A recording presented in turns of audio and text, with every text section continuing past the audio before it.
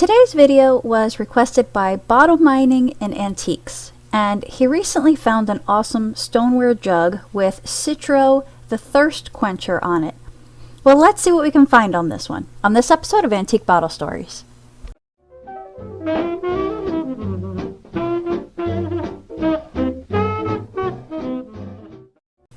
So, my initial Google search brought me to a few online examples, including one that's similar to the one that he found. And check this out, there's some cobalt blue ones for it too. So my next stop was to head to the newspapers, but there was literally one mention of Citro Thirst Quencher, and it's talking about a parade in 1915 describing different floats and attractions, and this one says that a Mr. Bogman was driving a truck giving out samples during this parade. And never again do I see another mention of this product in the papers. They never advertised it. So then I came across a report of some research done on the cobalt bottles, which I put a link to. And this says that Brooklyn Wood Springs offered a drink called Citro the Thirst Quencher. And it says Brooklyn Wood was located in Baltimore near the Maryland Glass Corporation, who produced the blue bottles. This 1918 book has an article talking about the Piedmont area has many springs which are utilized in manufacturing soft drinks. It mentions several springs including Brooklyn Wood Farms and Springs Company. Okay, so this is a farm too. Since I have the name of the company now, I started looking around in the city directories in Baltimore. The first time they show up in the directory is 1914. The first thing I see is the name Harry R. Borman is listed as an agent. Not a president, not an owner. So let's keep reading. Products of Brooklyn Wood Farms, Green Spring Valley. For health, buttermilk lacto bulgaricus. For refreshment, Brooklyn Wood Spring Water. And then it says the office is in the Bromo Seltzer Tower building. Interesting. 1920 has a new guy listed, Frank Moss, sales manager. And it looks like it might have moved locations. So now that I have a company name, let me go back to the newspapers now. One of the first things that I found is a 1913 article talking about how the daughter of a Mr. Isaac Emerson will be married this afternoon, and the ceremony will be on the lawn at Brooklyn Wood. And it says, the home of Captain and Mrs. Emerson. So you know who Emerson is? He's the creator of Bromo Seltzer. Ah, so now I'm seeing why the office is at the Bromo Seltzer building.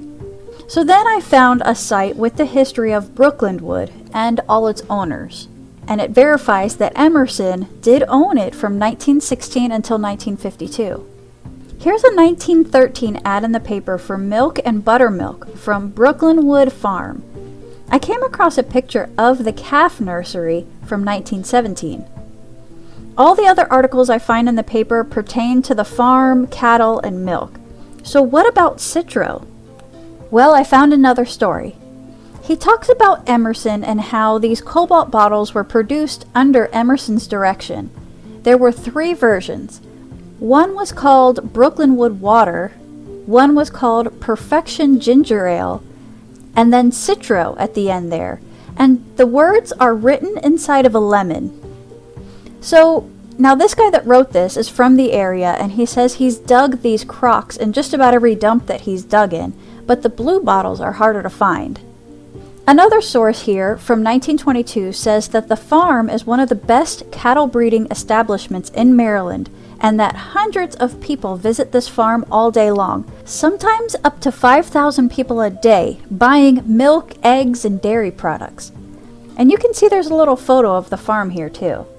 It says in 1918, ginger ale and Citro were for sale at the farm. Okay, so hang on, let me go back and see that newspaper article again. Now this is from 1915, but it's also from Hanover, Pennsylvania, so it's not local to the Baltimore area. So I'm really not sure what to make of this now. Alright, getting back to the article. Then in 1919, a new drink called Chocolac was created, and it was for sale. Well, that became the most popular drink, and it surpassed the rest of the beverages. They raised the price of the milk, And I think this chart is showing how much milk they sold in all forms, along with Citro and ginger ale.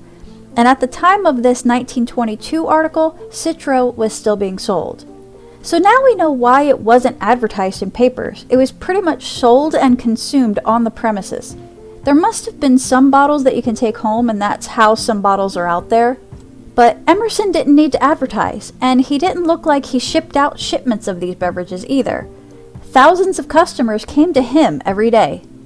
And that's all I got for today, guys. That's all I found for Citro. So we know Citro started in 1918. Well, maybe 1915. And we know that it was still being sold in 1922.